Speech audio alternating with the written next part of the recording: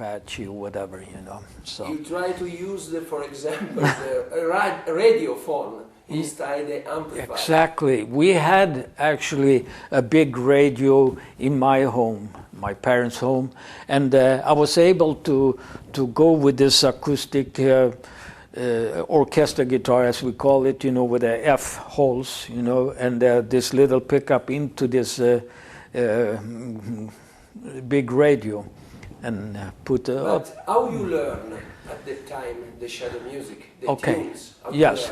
After that, my mother bought me a very cheap little record player in plastic, where you lift up the cover where the speaker is, you know, and I was able to sit down with the guitar, try to tune it along with the record, and then just repeat, and, you know, see where can I find this note, you know. And by doing this way, I was able to learn the melodies, you know. So that's the way I actually did it, you know. So I never went to a school or anything, you know. At the time, don't exist the music tablet? No, So absolutely not. All with your air? All with by the air, yes. Yes, that's was what I did. While other friends of mine were buying a motorcycle or whatever, they were out. I was sitting in my room all after school, spending a lot of hours just How many a day? Oh, at least I would say 4 or 5 hours at least. Then you have Saturday, Sunday free, and that was all through the days, you know. And what? Who are the first men that play with you? The other musicians, the first your group? Yes, that was called the Kraftones, because this little pickup was made in Germany, and it says Krafton, and I said, well, that could be the group, the name of the group. So we started out this rhythm guitarist and me, and then later on we find a bass player and a drum, and then we started out as a group. How long you play together? At the very first group, we were together for 2 years, I think. And then? Actually, we became, you know, when you start out something, you learn pretty quickly, especially when you are 15 years old, you know. If you are having very hard interesting in this thing to capture note and sound, you know, so we became quite skillful, I mean, for the time. So actually we had a record company in Sweden that we joined. I mean, we signed in, and we actually started out on a tour, on the summer tour, you know, all over Sweden. Nice. And then we also went to Finland and did a tour there.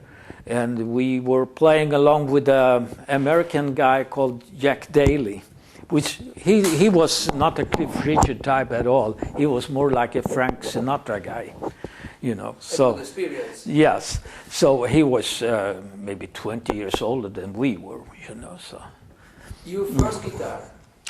That was this called.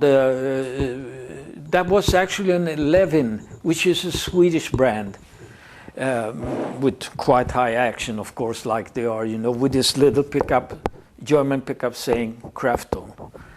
I say in Sweden they are the Ekstrom.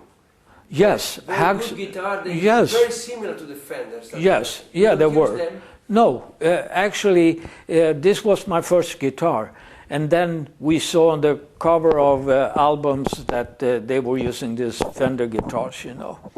So at that time, Hagström, the company in Sweden who made the guitars, was the general agent for Fender.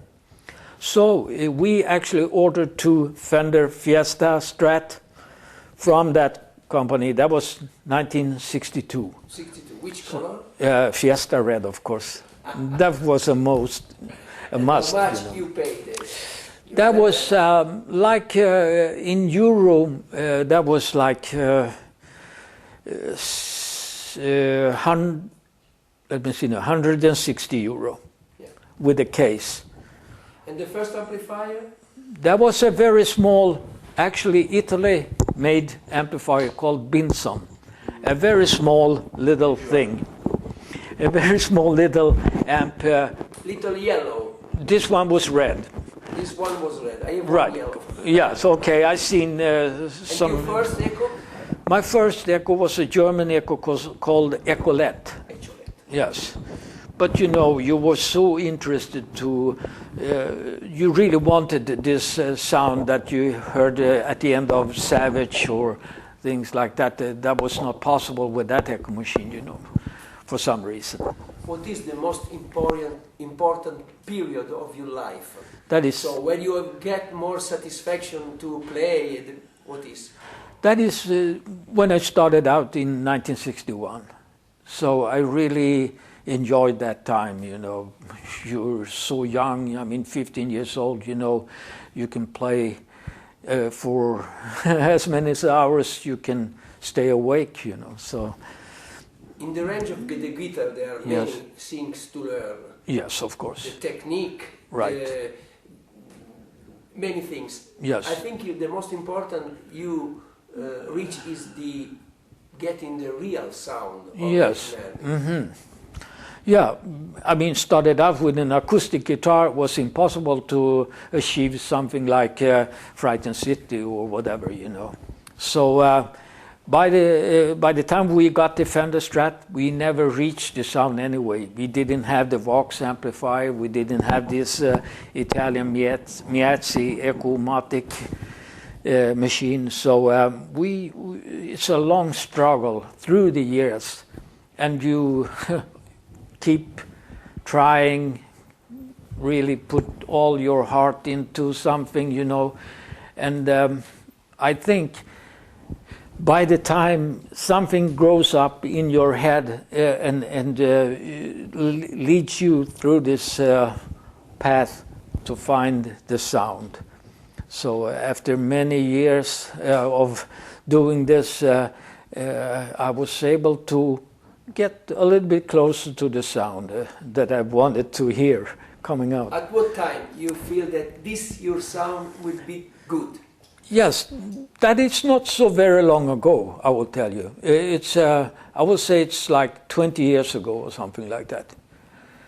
Now it's 2009. You say that some paperback writer, I don't remember the name, said that you are the Hank Mervyn, European Hank Mervyn, because your sound sometimes is better than one on the stage of Hank. Yeah. I think it's true. Yeah, I don't know about that, you know, but I think today we are able to put out the sound in a better way than they could, you know. And that echo machine was not very reliable because, as you can see on live videos from the early 60s, suddenly you can see Hank playing without echo because it's suddenly broke down, you know. So I think they have a hard time, you know. I know. But now, okay. How you will it? ¿Cómo? You create your sound. Yes. Today. Okay. And so you keep all the creation of your sound in yes, few words. yes, I try to do How that. you study and how you will perform and reach this. Yes. So first you bought an AC30 and you put it into the amp, the Fender Strat guitar, and you were not satisfied because the tone range of an AC30 is not very big, you know. It's somehow needs to be corrected, to my thinking anyway. So at the moment I find a very little pedal, equalizer pedal, with a battery. So I started to see, and I find out if I lower the bass and raise the middle slightly and cut some of the high, very high treble, I was immediately going into this sort of sound. And then I find this Boss equalizer that I have behind me, which is like 10 band, but really the first 2 bands can be cut down, and also the 2 last, so you only have 6 bands to work with. So yeah, I was able to move very closely to the sound, you know, by adjusting these frequencies. And then of course I have the Vox Echo. Yeah. Why in AC30 instead of other amplifier? You know, I tried the Fender amplifier and you know, different brands like Marshall or whatever. Vox has a kind of very special sound, and they are very. There's a big variation between one Vox to the other. Now the Vox is sold to Chinese company. Yes. What do you feel about it? You listen some new Chinese Vox? Yes, actually, when I saw this advertisement, here's the ultimate, here's the holy grail, as they call it, you know, I immediately went to buy it. I did not try it before. So I took it to my home, put it up, and I have my own AC30, but I thought this was having this special tube, EF86, which is a preamp tube, like the old AC15 and the very first AC30 had. So, but I was very disappointed about this amp. So the next day I brought it back to the store and said, I'm sorry, this is not the amp for me. And it's difficult today to look for old Vox amplifier. Yeah, you can find some still in America and in England. They are expensive, of course, you know, they're very expensive. And what you feel about Jimmy? GMI? Yeah, GMI. Yes, I really love Old this. Vox. Yes, what Vox did, this company Vox, they tried to combine the top boost into an AC15, which was not a good idea. So the GMI didn't change anything. They just did a replica of the old AC15, and with the same tube EF86, and that sound was very beautiful. And about the Echo, what you feel of new sound with the Echo Alesis Quadraverb that Hank Marvin using? Instead of a tape echo is an electronic digital echo. Yeah. To my liking, I would say a tape echo has a little flutter and it's not so extremely clean. It has its own life when it's produced, the echo, compared to the electronics delays that they sound pretty good, but I love really this little flutter echo, you know. It sounds warmer, for instance. Today there are new production of tape echo, no? Yes. They reproduce the old Meazzi echo box. Yes, but you know, they didn't follow the really schematic from the 1959, 1960 years model. They tried to do something. Everybody tries to improve something, you know, in an echo, but sometimes also this is not a good idea because you come up with something else, you know. Then we show you your machine. Okay. No, not now. Okay. Now I want to speak about the guitar. Okay. How you set the guitar, the string you use. Yes. And something like this. Yes. So the regulation of pickup, the action. Yes. How is set up the setting of your guitar? Yeah. So yes. So for instance, I use pretty heavy strings. If you compare what everybody is using today, is like 9 to 40 and 10 to 46 or whatever. So the strings that I use is like what they were using in the early 60s, because you couldn't buy a light gauge strings at that time. Not very easy anyway. So this is 12, 16, 26, 34, 46, 56. Which is the name of the string you use usually? They are Ernie Ball. And of course the G string is a wounded G string, which is very seldom you see people use today. There are usually unwound string on the third, but this is a wounded 26. And when you play, I see the volume you don't take at so loud. You leave a little. Yes, usually, because I mean, if you put this volume control all the way up, you will have a very strong sound. And if you put too much of the guitar pickup into the amp, you can also get distortion, of course, because also if you play heavy, you know, if you are very gentle picking, the amp can take that. But as soon as you go into playing like Frightened City or whatever, you know, you play very hard, you know. You use different pickup, yes, but never together, or yes? No, never. I don't like this middle position in between, you know. For me, this is this sound, you know, and here's the middle pickup, and here's the neck pickup. And each tone that I find out by listening to Hank, I mean, if, for instance, if you listen to Shadoogie, FBI, the Savage, is this bridge pickup. Going into the middle pickup, you will have the sound of Frightened City, Blue Star, Sleepwalk, tunes like that, you know.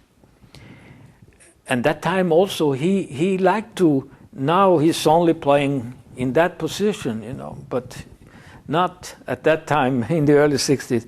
And this pickup, you have a nice, cozy, for instance, you know, cozy, what's more? The Breeze and I, you know, it's a mellow, beautiful, rich sound, you know. So, and also you can combine I mean, you may play a part with this pickup and suddenly you go with this pickup in a small piece in the melody and then back to the pickup, you know. Which kind of plectrum you use? I tried many different plectrums or picks. So this is a pretty light pick. But I used to have pretty heavy pick. I mean, I can play with a stone, a pickup made of stone, you know, the agate stone, you know. It's not really a problem, you know. But I'm looking for the sound, not the thickness of the pick. I take whatever that produce what I like to hear, you know. So with this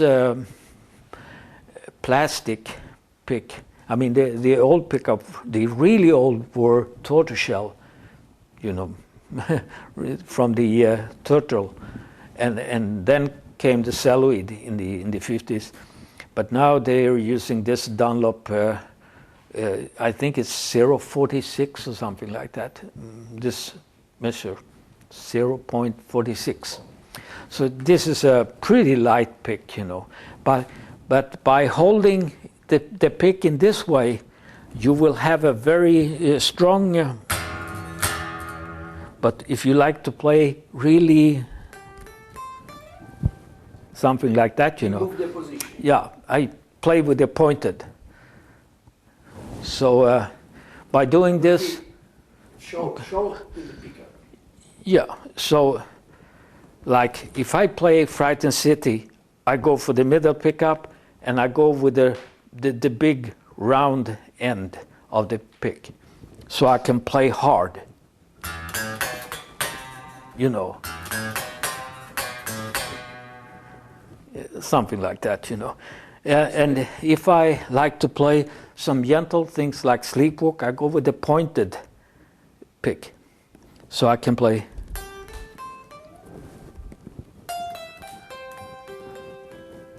Something like that, you know. How long time ago you met the Shadows? The last time you met? The last time, that was in the early 80s in Stockholm.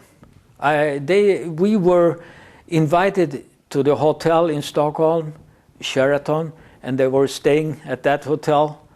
So I got a chance to talk to Hank for a few minutes, you know, and what will be your impression? Oh, he was an extremely nice man. I mean, I always sensed that he was in this way, you know. So it was not, it was not a surprise or anything like that, because I always felt that Hank was an extremely natural guy, you know. Easy to talk, you know, easy to come close to, you know. And so as I spent all my life listening to him, you know, like trying to see if I could play something like that, you know. I think it will be a big desire from you to play together him for a time. Yeah, I mean, I would really love to stay with him in a room, just me and him, you know, to find out what sort of sounds, because there are many things comes up. Suddenly he takes a chord, for instance, in Find Me a Golden Street, you hear a G chord, you know, like this. And the way it sounds on the record from 1961, it's like, you cannot believe how can you produce that. It's, you know, he's extremely skillful. It's possible that today Hank see you by this video. Oh. Speak with him, tell something. So this I really wonder, Hank, if you see this. That is in Find Me a Golden Street. I mean, you come to the bridge, which, you know.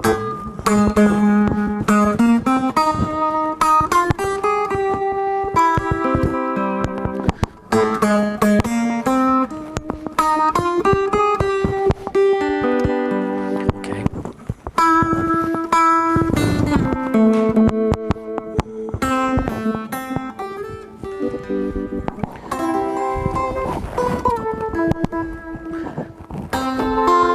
Now comes this chord. It's so extremely wonderful, you know. Just, you know what just a chord can do to yourself, you know. It's we're talking about emotions here, because music is how to move another person. I mean, in a way, it's not just playing, you know. It's how this impression goes into your heart, you know, and to your whole body. That is the such an enjoyment. So I don't know if you can remember. Also, I would like to know, you know, the first album that Shadows did, you know, Shadoogie, Blue Star, Sleepwalk, and all this Gonzalez, if he used this maple neck through the whole LP, or if he already had that with a rosewood fingerboard that came in 1961. Maybe he was using that, I don't know. But if you see Hank today, he's always using the maple neck. Because I also have another Strat from early 60s with a rosewood fingerboard. And when you play them acoustically, you can clearly hear that the maple has a more overtones in the higher register. There's more sound surrounding this core of pure sound, you know. So the rosewood sort of diminished a little bit that sound. Anyway, my guitar. So, so that I would love to hear from you, Hank, if you ever see this.